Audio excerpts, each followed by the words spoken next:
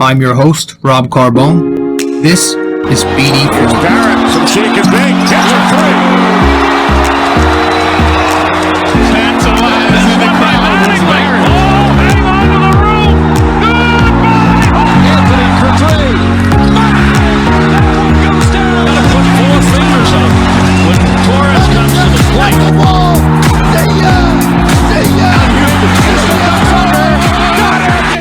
It's like the NBA Finals for Knicks fans.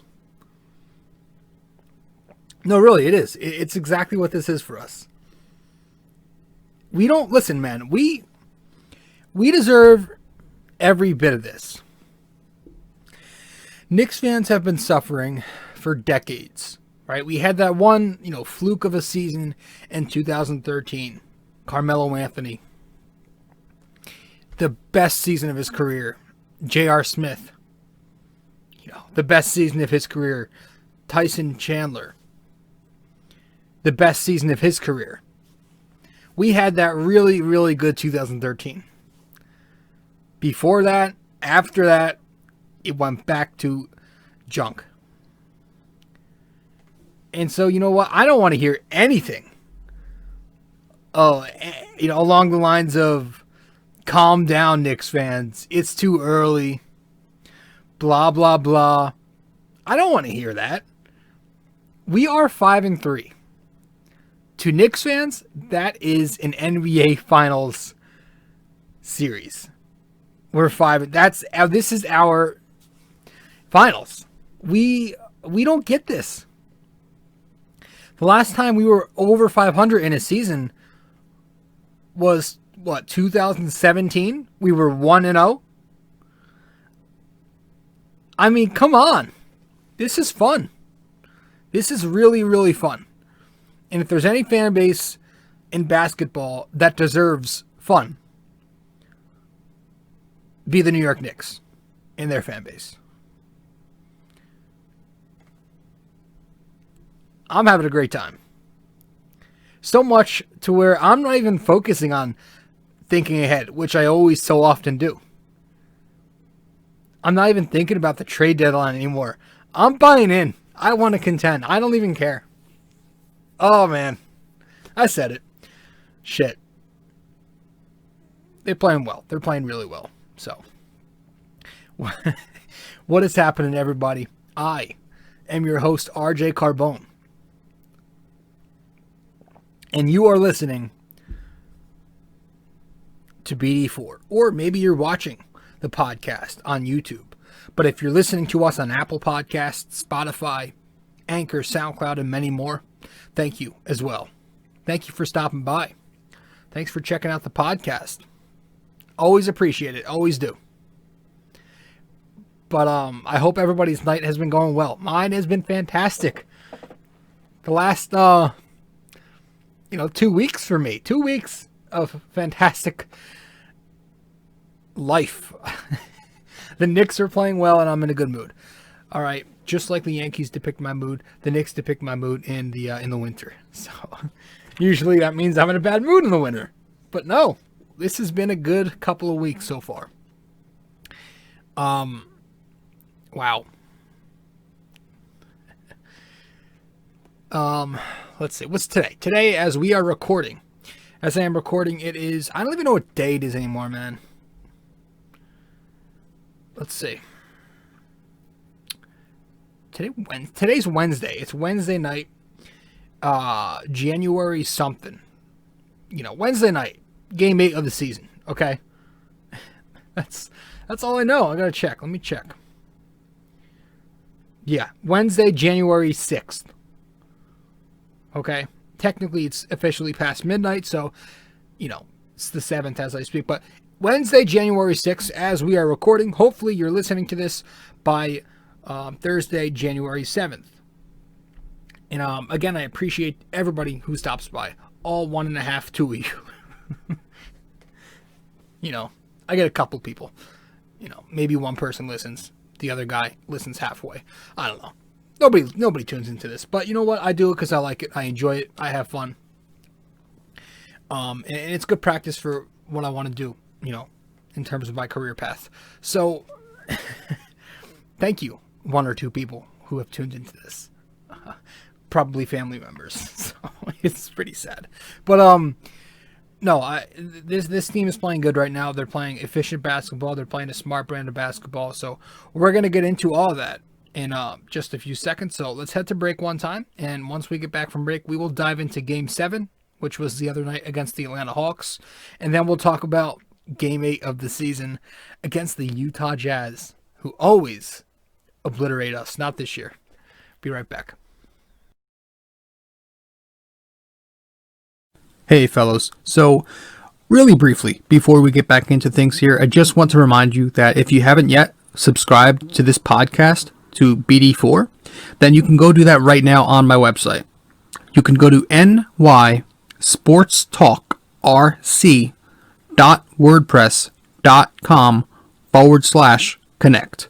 Once again, in order to subscribe to this podcast, BD4, and if you want, follow me on social media and subscribe to the blog that I write, just go to my website. Go to nysportstalkrc.wordpress.com/connect. Guys, thank you so much, and let's get right back into it. I mean, it was such a fun, Game 3 and 4. Like, I had fun there. I was like, when the Knicks finally picked up a couple of wins. But we're 8 games in, and we're starting to, get some kind of consistency. Again, early. Yeah, we know that, okay? You don't have to, ruin the party here. But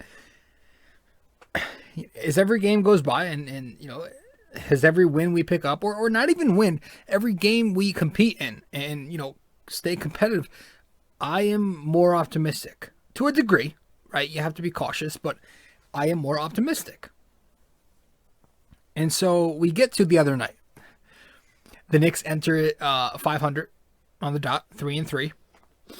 They take they take on the Atlanta Hawks, who were favored on the money line and have the spread. Everybody thought Atlanta was going to win that game. Trae Young, John Collins, et cetera, et cetera. And the Knicks go out and they do their job. They upset them in the second half, and they finish up 113-108, picking up the victory, going over 500, 4-3. Knicks shoot 56% from inside the arc. They go 33% from outside the arc, 7 out of 21. They shoot 80% at the foul line, and that was like 20 out of 25. But it was the defense that really won that game. And it's been the defense winning them games, despite the major flaws in the defense. It's been the defense winning them games so far this season. They've been getting stops, and that's the Tom Thibodeau effect. But Game 7, 113-108 victory, we call the Immanuel Quickley game. And so we'll get to him. But first quarter, we'll start at the top. RJ Barrett throws up a 7-footer. First basket of the game for the Knicks. Excuse me. Then you get Cam Reddish, throwing up a lob to Clint Capella. First basket of the game for the Hawks. Former teammate of RJ Barrett. And, you get some back and forth action. The offense just kind of trade baskets, and eventually the Knicks finish the first period up 31-29. Second period comes, it's more of the same. Until the Knicks kind of stop defending. You get these easy, open lanes for Atlanta. They're just thriving on the inside.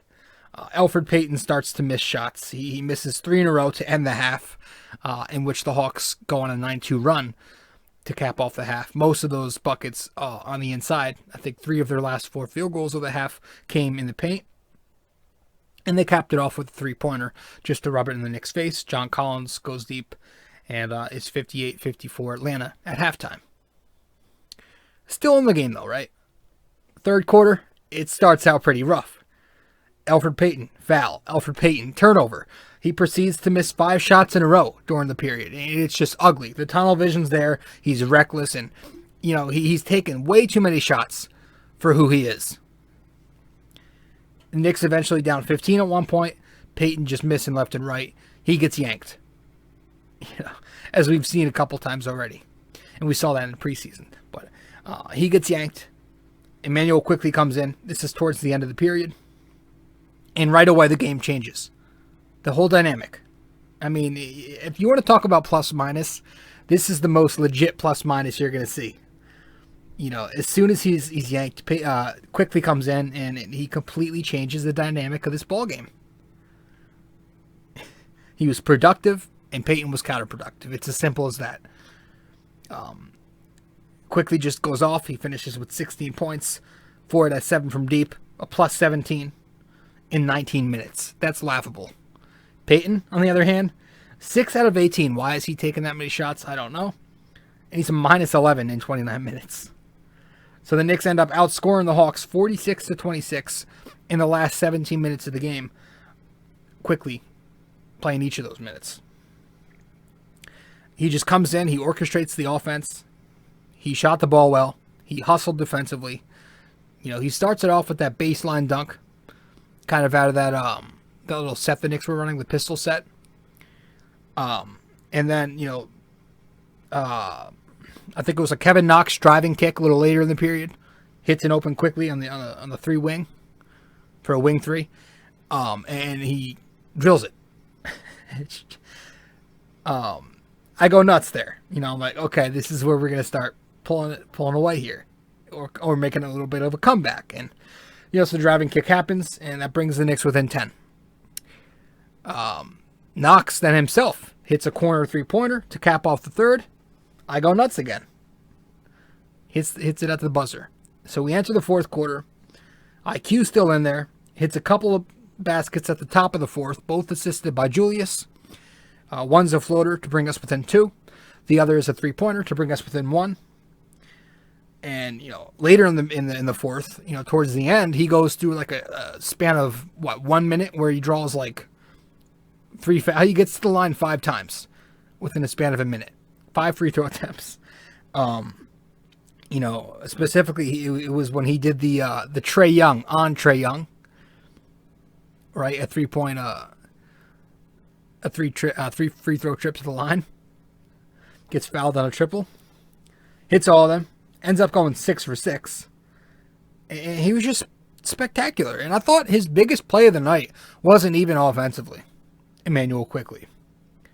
No, against the Hawks, Immanuel Quickley was great. Again, the 16 points, great. 4 out of 7, great. But he was really good defensively. He did a really good job on Young. And it was specifically before he hit those free throws. Before he made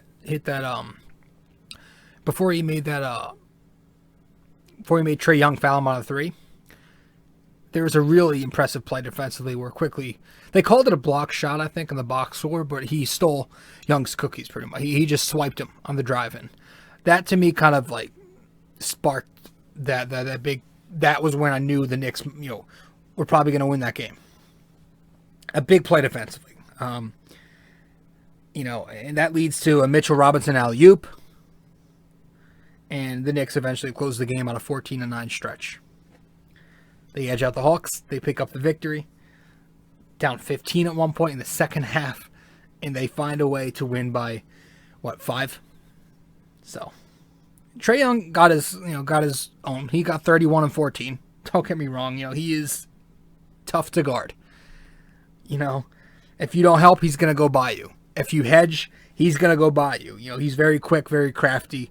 But I thought IQ did a great job on him. Peyton was just god-awful on him when he was out there. You know, he got the bulk of his points on Peyton. But when Trae Young came in, when Quickley came in, I thought Quickley did his own. He did pretty well. So, you know, if there's one thing that game showed, that comeback from down 15, that's Tom Thibodeau's squad right there, right? It's showing you that Tom Thibodeau is not your typical buddy head coach, not your fake tough guy that Fizdale was, right? No, he's somebody who's really going to push his team. That third quarter, man, down 15. Things were looking very grim. I was starting to think to myself, okay, it was a good road trip. You know, they were due for a clunker. But no, they fought back and won. They not only fought back, they won. Under Fizdale, the Knicks quit. They throw in the towel in that third period. They're down by 35-30 by the end of the game.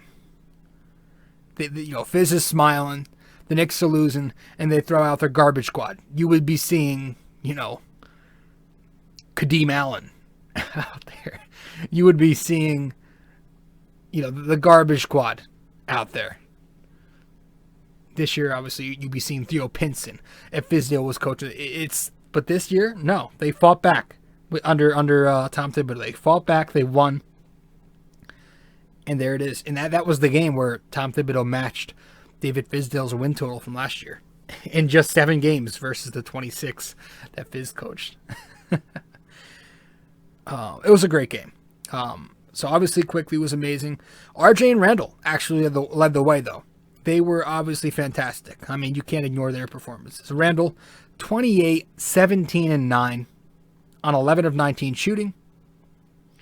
He did have 7 turnovers. Almost gave me a heart attack with a 2 at the end. Had the charge, and then he coughed one up later. Or the travel, I think it was. And then obviously the whole thing with Reggie Bullock pegging the friggin' backboard. So I almost died. I almost went nuts and had a stroke there. But Randle, which is fantastic, just got buckets and did everything again this year. That's all he's been doing.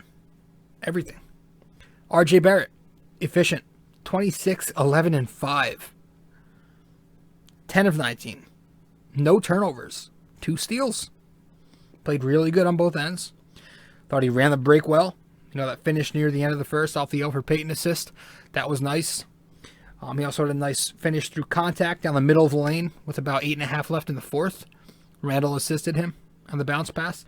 So he had a couple of nice finishes, man. He was looking good inside the arc.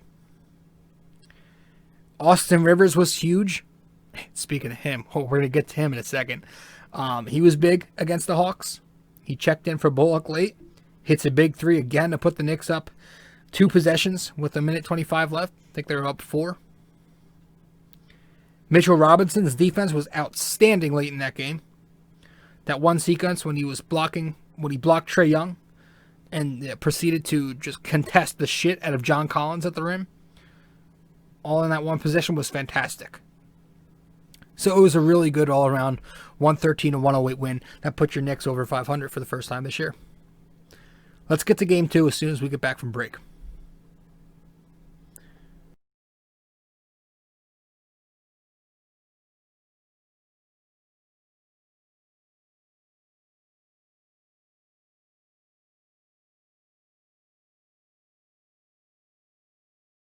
Hey fellows, so really briefly, before we get back into things here, I just want to remind you that if you haven't yet subscribed to this podcast, to BD4, then you can go do that right now on my website. You can go to nysportstalkrc.wordpress.com/connect. Once again, in order to subscribe to this podcast, BD4, and if you want, follow me on social media and subscribe to the blog that I write, just go to my website. Go to nysportstalkrc.wordpress.com/connect. Guys, thank you so much, and let's get right back into it. Game 8. Road trip is over. Knicks back at home at Madison Square Garden. And here we go. Playing the Jazz. So I didn't expect them to even be close. The Jazz are usually a team who every year, every time they play us each year, they just demolish us. We don't ever have a chance. We're never in these games. But this was kind of a game that indicated to me maybe there's something here under Tom Thibodeau. Maybe the Knicks are going to be, they might not be a playoff team, like all Knicks fans are saying right now, but they might be at least watchable and competitive and take a step in the right direction. This was a game that told me that, They played the Utah Jazz. They beat the Bucks. They are 5-3 with a really tough schedule. And tonight, another tough opponent, and they go and beat the Jazz. Not only do they defeat them, they beat them 112-100. All right. 57% from inside the arc tonight. 36% outside the arc, just 8 for 22. Again, not a good shooting team. Are missing some guys, but 74% at the line, 14 and 19. But again, it was the defense that won them this game. The defense. And of course, the Austin Rivers game in the fourth quarter. Unbelievable, which we're going to touch on in a second. The first half, easy buckets in the paint. Outside the arc, the Jazz pretty much killing the Knicks with modern basketball at its best, right? No mid-range shots were made from them. Just either dunks, layups, cleanups on the inside, or shooting threes. And their offense is very weird to watch. It's like Donovan Mitchell is the only creator. Everybody else just spots up, and obviously you've got a rim runner in Gobert. It's a really weird offense to watch. But the second half comes, and despite the Knicks not really playing well, right, in the first half, they can't find their flow offensively. Gobert's protecting the rim. Mitchell's not really thriving yet, but offensively the Knicks aren't. The Jazz are kind of mixing up with the zone and the man, kind of confusing the Knicks offense. So the Knicks go into the half down 56-44, shooting below 50%, and they kind of need a spark. Second half comes, Jazz still up by 10. There's like 5 minutes left in the period. Jazz still have a nice, decent lead. Looks like they're going to pull away again. But then the Knicks get going. And it's not Immanuel Quickley. It's, right here at this point, it's the Knicks defense forcing bad looks for Utah. They're taking bad shots, and the Knicks just kind of spark it with little team play. Everybody kind of gets going. A 6-0 run. Bullock gets his own rebound, lays it in. R.J. Barrett finally connects on a driving layup. Mitchell Robinson blocks a shot. Randle hits a layup on the fast break. The Knicks go on a 20-7 run to end the third period. And that's where we kind of get to Austin Rivers. Okay, so after a bounce back, third period where Julius Randle gets hot and scores 14 points and everybody really chips in, it looks better. It's Austin Rivers who just does all the work in the fourth, pretty much. It was mind-blowing to watch. It was insane. It was really fun basketball. It was some Tracy McGrady shit. How quickly and efficiently he was scoring. 4 minutes and 16 seconds left. I have it here written down in the sequence. He hits a three-pointer with 4:16 left. This puts the Knicks up 3. So breaks the tie, puts the Knicks up by 3. Then he hits a floater with 3:43 remaining. That puts the Knicks up 5. Then Rivers hits a 30-footer, another three-pointer, puts them up 6 with 3:05 to go. Then he hits another three to put the Knicks up 9 with 2:23 to go. And then, for the goodnight kiss, he gets a step back just inside the arc at the 48-second mark, and this puts the Knicks up 10.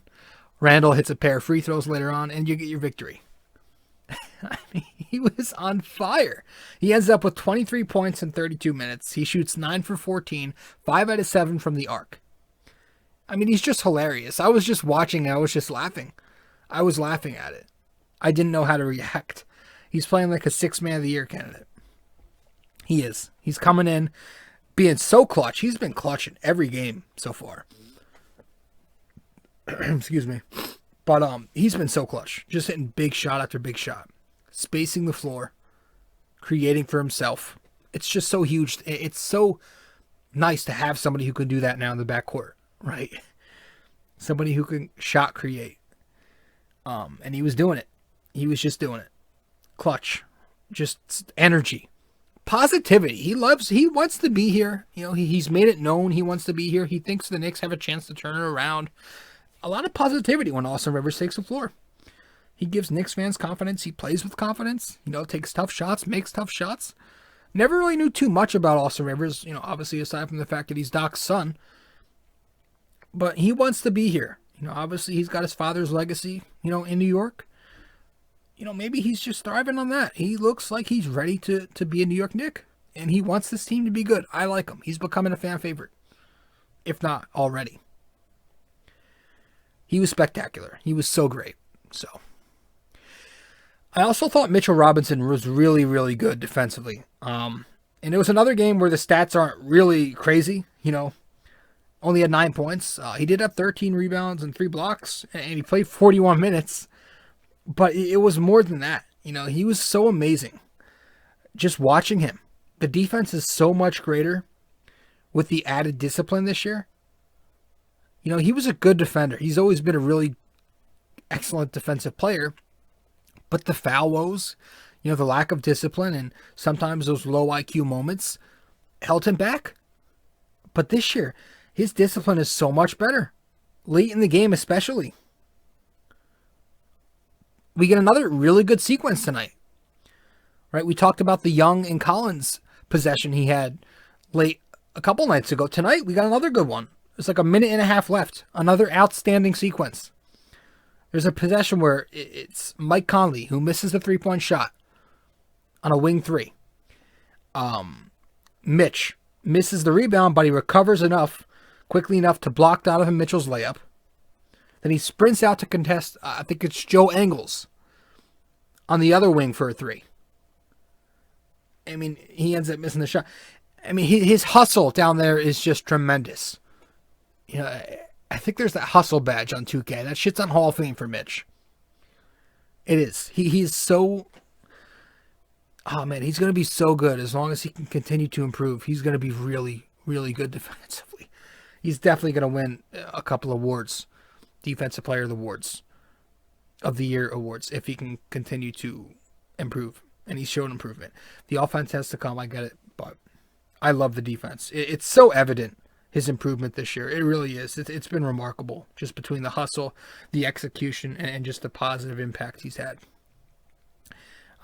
Sometimes, of course, he'll still kind of sell out on the roll. He'll have his issues with the screen timing. Another moving screen tonight. But for the most part, he's staying really disciplined. He's not chasing for blocks every possession, and that might lower his block, numbers a bit this year. They're not as high as they usually are, and they've kind of declined each year. But, I think that's become because he's kind of learning that he doesn't have to block every shot. And Clyde always talks about that. He doesn't have to try to block every shot. And that's lowering his block total, sure, but it's lowering his foul rate. And if you lower his foul rate, you keep him on the floor longer. It's helping him so much become a more efficient defensive player. When he plays the drop coverage, that's even improving. He's kind of getting used to that. When they stuck him in there last year, I think Miller kind of put him into that scheme a lot. And he had some inconsistencies. This year, I'm noticing that he's playing it correctly. He's putting his hand on the chest of the roll man, and he's keeping his eyes on the ball handler. He's kind of finding a way to kind of guard two people at once in the drop. And that's really helping him, really is. He's staying planted out there. He's just being very smart, and he's playing tough defense. So, gotta credit him, man. His defensive feel, the feel for the game he has out there defensively is so natural to him. It's so good. He's just a really, really good defensive player. I can't praise him enough there. So yeah, just he's navigating pick and rolls so well in that drop. He's contesting shots, blocking shots, everything there. And if you watch these games, you know what I'm saying. Tonight, man, he had to guard. He had pick and roll nightmares tonight, right? You would have thought. You've got Donovan Mitchell, great ball handler. Mike Conley, great ball handler. Clarkson, Ingles, guys who know how to operate in pick and roll as well as ball handlers. And you got obviously a screener, a big like Gobert. And he did really good operating the pick and roll defensively. He really knew how to navigate it. He navigated it so well tonight, man. So I have to give props to Mitch.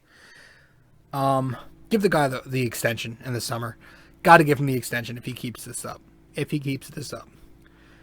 I would like the points to start going, north of 10 at the very most, at least. But, hopefully that comes. Hopefully he learns a move or two. And right now, as long as he keeps playing defense, man, and the Knicks keep winning, I will take it. Bullock was good tonight. Those 2 triples at the top of the fourth kind of padded the Knick lead. They were huge. He played good D. Finished with 12 points on 5 for 8. 2 for 3 from deep. Kevin Knox didn't play much, 16 minutes, but he made all 3 shots and hit his only 3-pointer, 7 points. Alfred Payton was good, 22 points in 42 minutes. On the other end, he guarded Mitchell to only 18 points on 8 of 23. Julius Randle, again, man. Again, he had the poor first half, kind of forcing some jumpers, not really hitting. But, a big second half, in particular that third period where he had 14 of his 30. Some strong finishes. And he finishes with 30, 16, and 7 on an off night. It's just becoming ho-hum. He's been so good, man. I mean, I never thought I'd say that, but Julius Randle is really playing out of his mind. So another great night for him. RJ Barrett, pretty cold tonight. He's always hot and cold. He's been hot and cold since he entered the league, and this year it's been extreme. Really, if he's not hot, he's really cold. So the shooting has to improve. Defense too, but it's the shooting that really concerns me right now. I love everything else. I love the playmaking. I love his game inside the arc. Great in the post. Great as a slasher. Bulldozing. Cutting. Playing in transition. He's great there. Rebounding. Everything looks good. Everything. But the shooting has to improve. The free throw shooting has improved. But the three-point shot, not good at all. The mid-range inconsistent. But it's at 3. Tonight he had 9 points, 5 rebounds, 4 out of 14, missing 3 triples. Didn't hit 1. Also, maybe, I don't know if you want to take this with a grain of salt, but keep an eye on it. 6 out of 10 from the free throw stripe in the last 2 games. 5 for 7 against the Hawks and 1 for 3 tonight. But, not too concerned there. It's just the shooting, maybe it's the minutes. I don't know. Is it the minutes? He's playing 40 minutes a night almost. He did get only 33 tonight, so it's a nice, off night for him. But yeah, I'm not even asking him to be, an efficient 3-shooter. At this point, I'm not even asking him to be average. I'm just asking him to exist, not shoot, whatever it is, 20-something%, 22, 23%. Can you at least shoot over 30%, to at least be a bad 3-point shooter and not someone that doesn't get respected out there?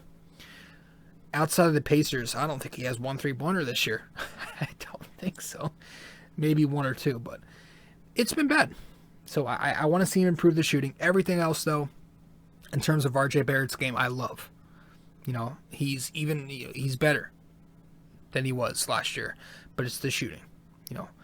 I think the finishing will come. He's obviously still been a bit erratic. He's been erratic in a lot of places, but mostly it's the shooting. I think everything else will fall into place eventually. I'm not worried about everything else. I just need the shooting to improve. He needs to show some kind of improvement there. All right. Maybe it's the minutes, but I'm not one to moan about the minutes. Tom Thibodeau, this is who he is. Would you rather? Because listen, man, are we? I thought we all wanted to play the kids, right? I thought we wanted to run them out there. I thought this was the plan. Would you rather win by giving these guys minutes or lose and not give them minutes? You can't have it both ways. You have to find, you can't just pick. Some of you are just never satisfied.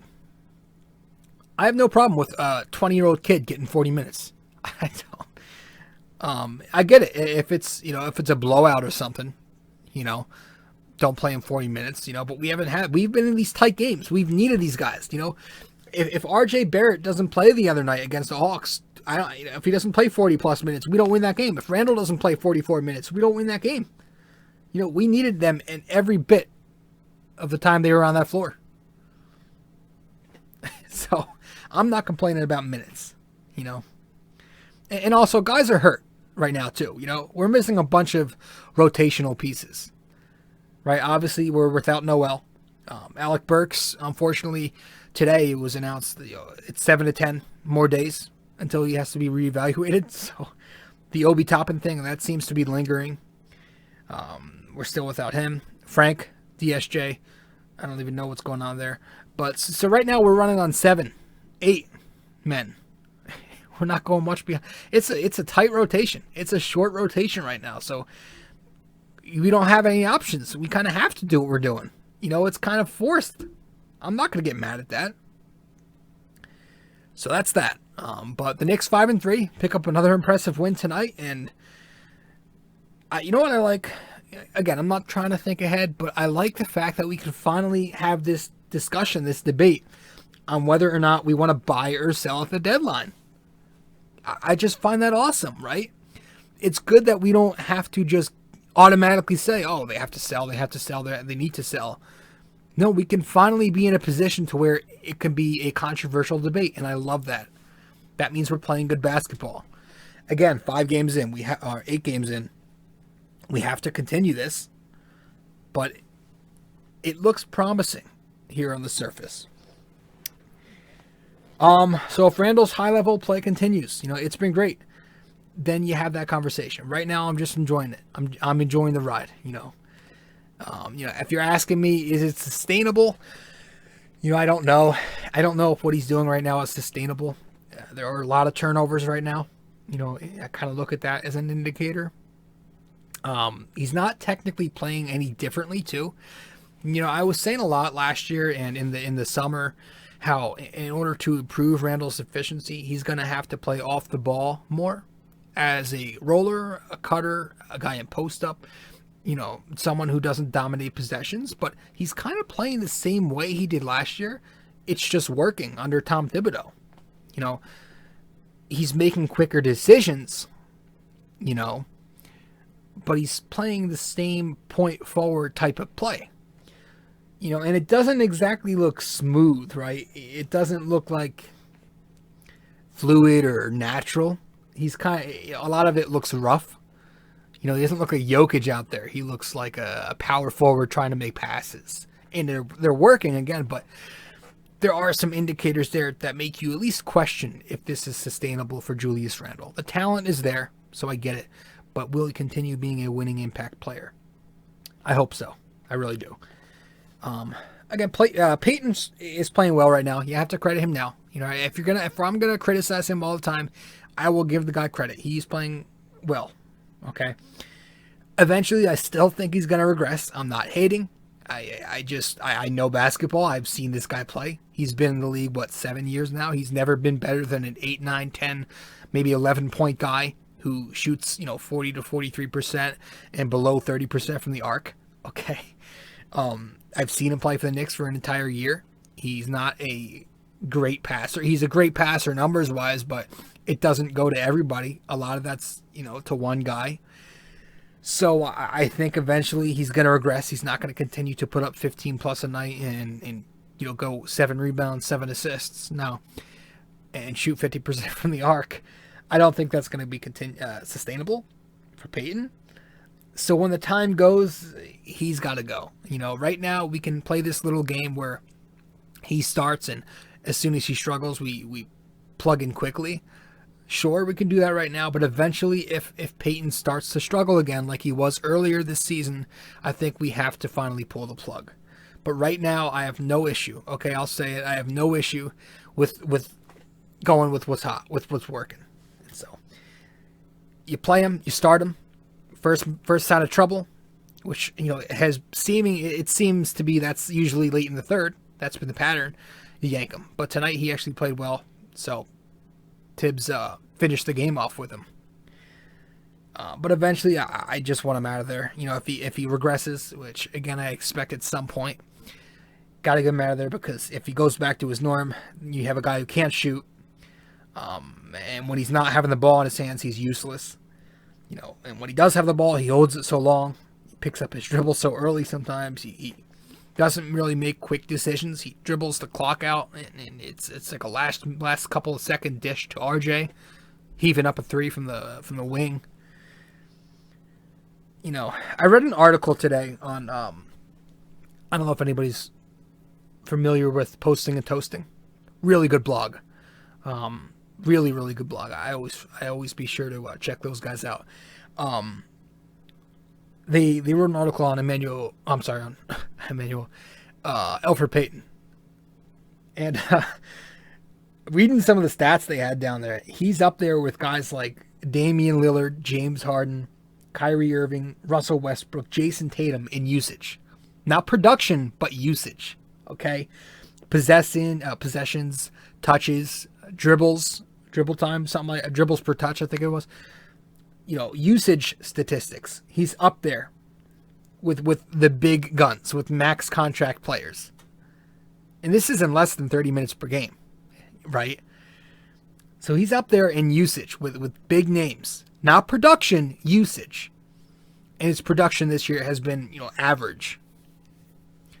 That's not good.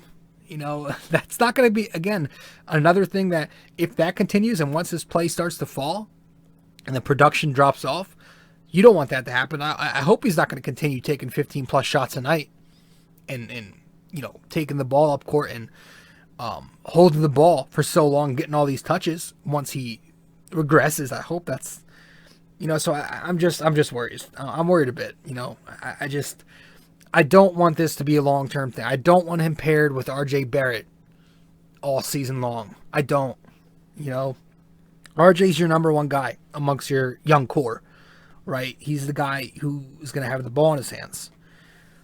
He needs to play with shooters, and surrounding him with Payton, Bullock, Randle, Robinson, and those four guys, none of them are shooters, right? Payton ain't a shooter.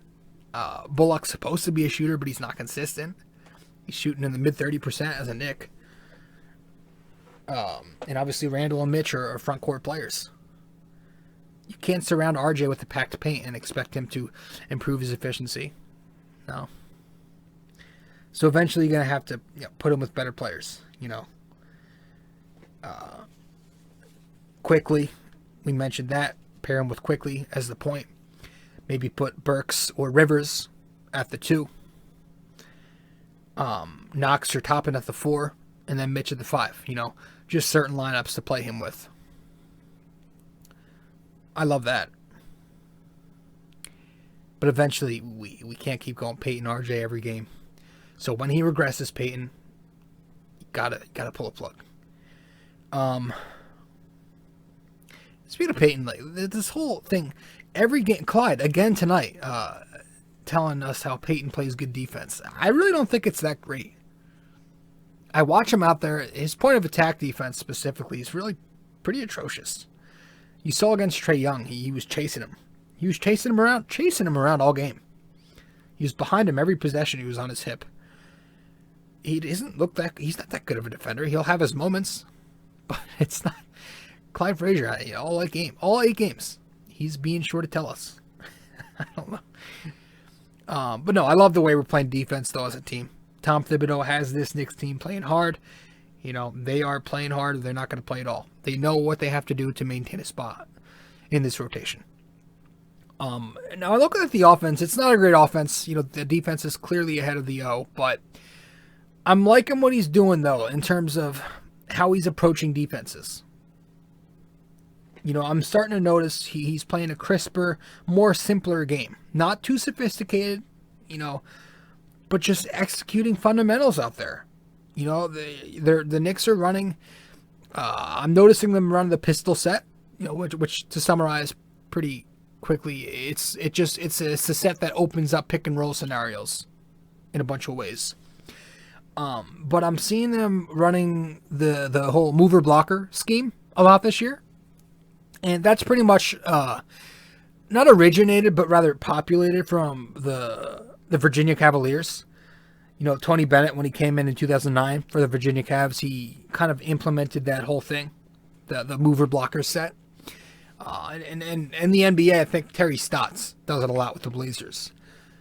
Which basically what this is, it's a true motion offense where you get, every player has a defined role in this set. Okay, and the Knicks are doing it where they have the movers, which are your ball handlers, your wings, they're in constant motion, running all over the court, and you have, your blockers, who are your bigs, right, your screeners. They're located on each wing, and they're setting screens to free up space for these movers, for the shooters, or for themselves. So you put the bigs on the wing, and what this does is obviously it pulls the opposing bigs out of the paint.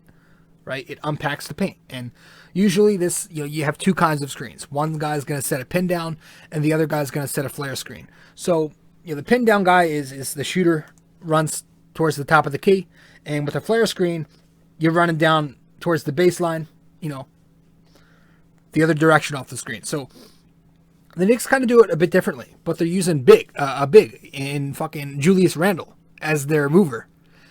And, he's obviously playing this whole point forward thing, so they're embracing that. And Randle's playing the ball handler role a lot this year, so they're using him as a mover, and they're getting their screens at the top of the key. And here's Randle, obviously using the pin down, turning it into a DHO, a dribble handoff, or into a stagger screen where he himself sets a screen, becomes a second screener, and goes with a double pin down. So I'm noticing they're doing a lot of mover blocker out there, and I studied that system this summer when I was kind of, if you guys remember, doing the scouting reports on all these upcoming prospects who are now in the NBA. I did a lot of that. I was studying the Virginia Cavalier offense, and I'm starting to notice that the Knicks are kind of picking it up from them. And, again, Terry Stotts does it. I think Golden State did it when they were kind of on their little dynasty run. So it's a more intricate but still pretty simple system that I like that Tom Thibodeau has his Knicks doing. Guys aren't really doing, they're not asked to do a billion things out there, and that's difficult when you have a bunch of young prospects struggling like the Knicks did and do. With Fizdale, he was trying to do too much out there. Sometimes he didn't do anything, but when he did, it kind of just looked disorganized and like he was trying to complicate things, and especially defensively. But I like the system that Tom Thibodeau is running offensively for the Knicks. So that was that. Back to game 8. Immanuel Quickley again tonight didn't really do much. But I just hope he gets minutes next game. I want to see him back out there. Only got 6 minutes tonight. The guy just plays so smart, man. He plays like a vet. He's so savvy. He's aware of everything. He knows where to go on rotations. Defensively, he's had some issues, but he's been pretty good. He'll kind of have to chase around guys. Everything kind of happens a little bit fast for him right now, you're noticing. But he has a good idea how to play defense, and it looks like he has potential to be a plus defender with his athleticism. That guy's just so fun to watch. The CBS gave him a D+, or gave the Knicks a D+ for drafting him. The experts calling him a second-round pick. Early, but he looks good, man. He brings this energy, right? He has this bounce to him, this spark.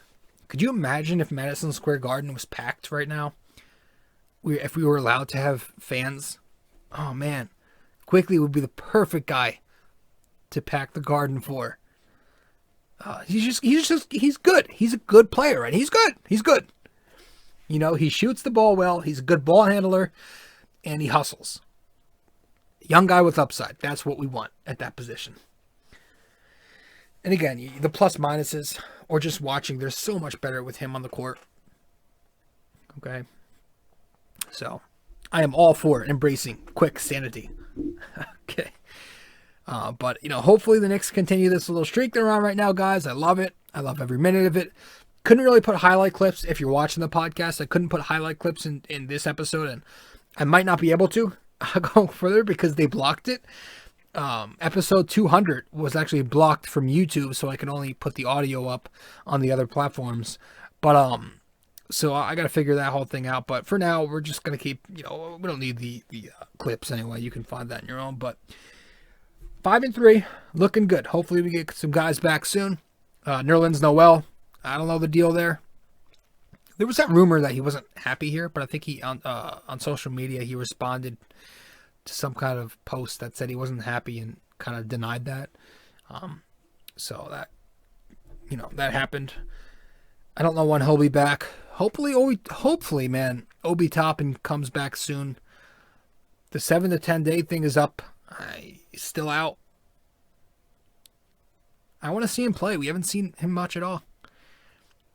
It's funny because, I was asking him to be the starter, and I was like, there's no way you cannot start him. He's 22. He's NBA ready, but sometimes things happen differently, and he doesn't, he's hurt right now. He didn't look great in the opener. He didn't look great in preseason.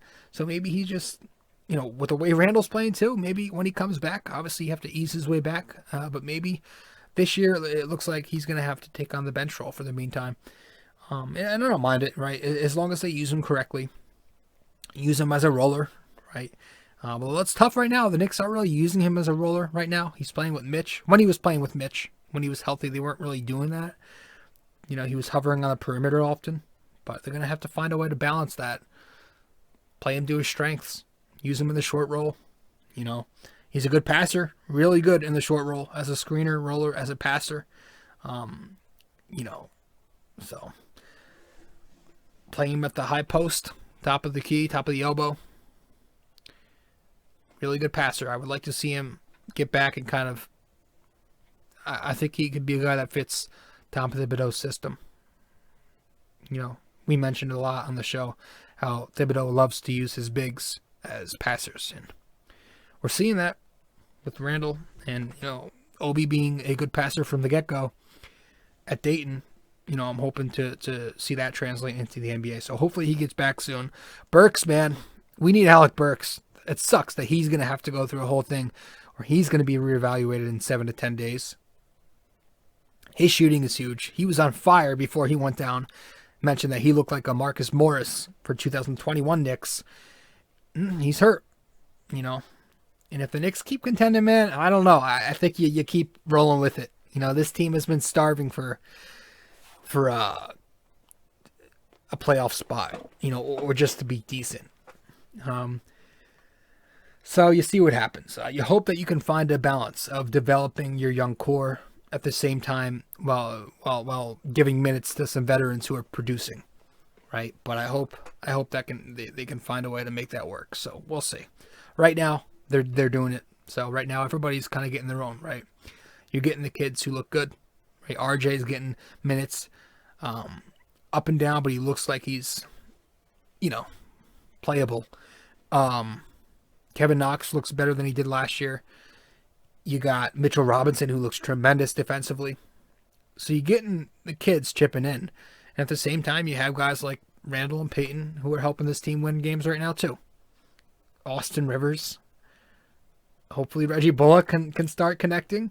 I'm all for everybody playing well, man. I'm not against anybody, I may call Elfrid Payton a walking brick from time to time, but it's not because I dislike him. I like the guy. I think he's a nice guy, but I just don't think he's fit for this team. I think eventually he's going to go back to what he is, and that's, a not very good point guard in terms of NBA.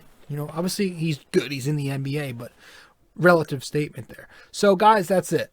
The Knicks are 5-3. Things are looking up. They do not have Kevin Durant and Kyrie Irving, and they're 5-3.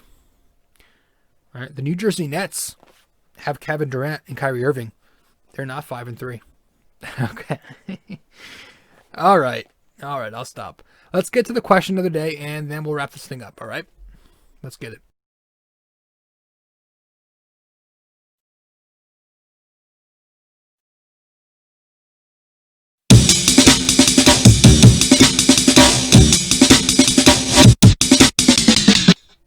All right. So last time out, I asked you guys in episode 200. Whose number 15 was retired back in 1986 for the Knicks? All right, so which Knick had the number 15 retired back in 86? The answer to that question, Earl Monroe. All right, it was Earl Monroe who had his number retired back in 86. That was the NYK question of the day for episode 200. This episode's NYK question of the day is, in the 1996-97 postseason, who did the Knicks sweep in round 1? All right, so one more time. In the 1996-97 postseason, who did the Knicks sweep in the first round? So let me know the answer, whether that be on Facebook, Twitter, or Instagram. You can comment the answer once I publish the podcast here, or you can DM me the answer. Either way, and I'll give you a shout out. Guys, thank you so much. A shout out in front of all 2 followers.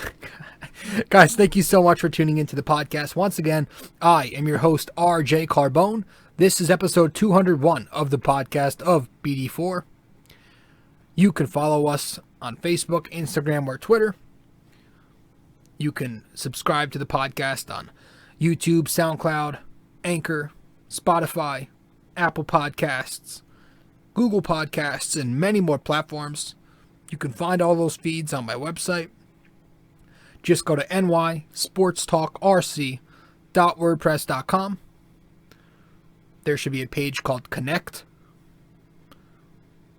called Outlets. Click on Outlets, and it'll take you right there to a page that displays all the information, where to find the podcast, the blog, and my social media. Guys, thank you so much for tuning in, and I'll see you in episode 202, where hopefully we keep this up. Hopefully the Knicks stay hot. So tonight, just discussed the Knicks staying hot versus the Hawks and the Jazz.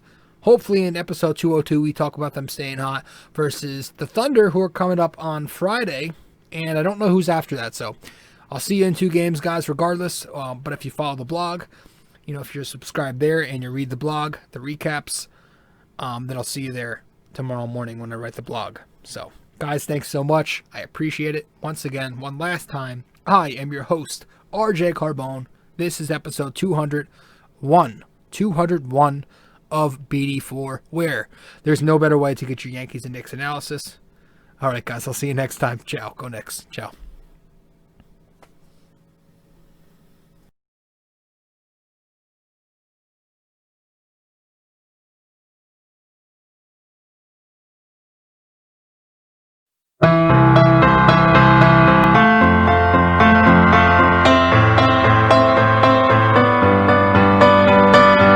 This podcast is sponsored by Anchor.